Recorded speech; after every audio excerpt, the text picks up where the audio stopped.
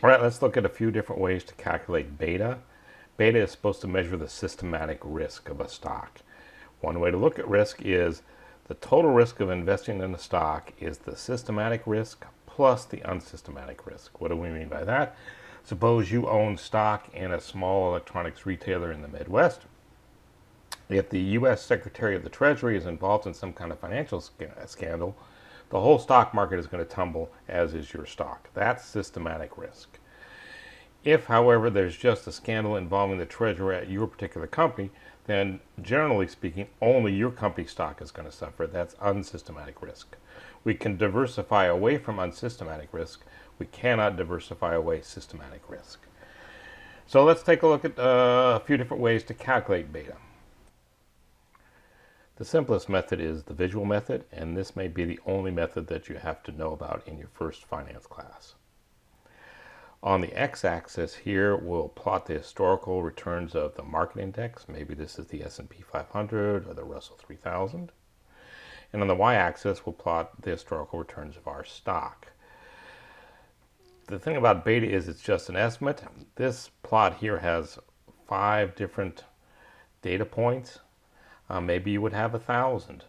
Maybe you would go back 20 years. Maybe you'd go back 5 years. Maybe these would be daily returns or monthly returns. So there's a lot of art in the science of beta.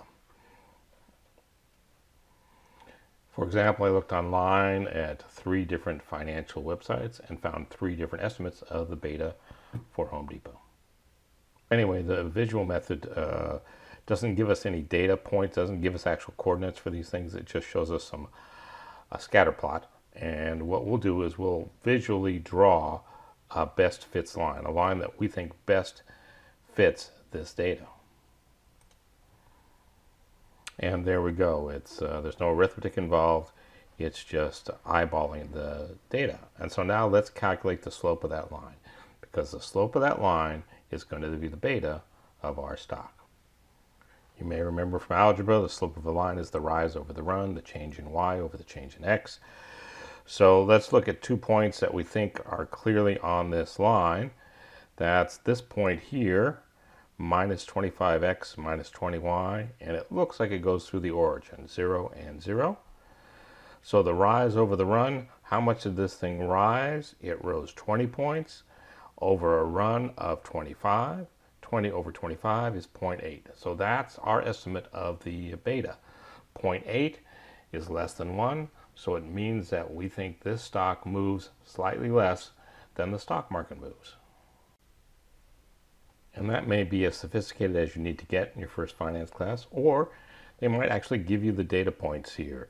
The known x's, minus 25%, known y's, minus 20, known x, 6, known y, 8. And then we can use algebra to try to figure out the best fits line instead of just using our eyeballs. Well, the algebra is pretty migraine inducing. The slope of the line is equal to this statement right here. Fortunately, Excel has a function already built into it that will do this calculation for us. So instead of us having to do this awful arithmetic, we can just click anywhere we like on the spreadsheet. We type in equals slope, open the parentheses, and it wants to know the known y's. Hit comma, then it wants to know the known x's. All the way down there. Close it up, hit enter, and 78.4. Let's make that smaller so it looks more digestible. And we had estimated at 0.8, and it turns out that the algebra tells us that it's more like 0.78. That's pretty darn close. But if we really wanted to get fancy, we could take the standard deviation of the stock divided by the standard deviation of the stock market, multiply that quotient by the correlation coefficient. In other words, how do those two variables move together and apart, and that will give us the same answer, the 0.78. Well, that standard deviation of y over the standard deviation of x times the correlation coefficient involved 3 separate formulas within Excel, and then I had to take the quotient of these two, multiply times that to get that. We can also do that same thing and get the slope of the line by using our financial calculator. So what we'll do is we'll hit second 7, that'll get us into the data menu. We'll hit second clear to clear everything out in case there's something left over from before. And we'll simply put in the x's and the y's. The first known x is minus 25. So 25, change sign, enter, and then hit the down button. Now it wants to know the first y. The first y is 20. Change sign, enter it down. And you'll notice I didn't put 0.25 or 0.20. That's just a personal preference, because if I start using decimals, I know at some point I'll forget to use them in here and it'll throw the whole number off. All right, I'm going to pause the video now and put in x2, x3, x4, x5, and y2, 3, 4, and 5, so you don't have to watch me do that. And so you can see I put in that last y5, that fifth y value, as 15. And now we can go to second stat, that's the 8 key. Make sure the thing is set to linear. So if it isn't on LIN, hit second enter over and over again until it circles through and you get on to linear, because that's what we're doing, is linear regression analysis. And all the answers are in there. All we have to do is hit the down keys. So the first thing it tells us is that we entered 5 sets of data. That's exactly what we did. And it tells us the average for x is 4.4. It tells us the standard deviation for x, if it were a sample, is 17.3, but we're interested in a population. It's 15.47.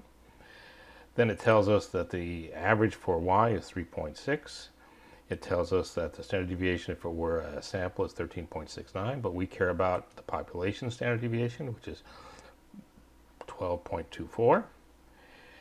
And then A is the intercept. So remember, we thought this thing crossed at 0, 0. Turns out it crosses at 0 and 0.15.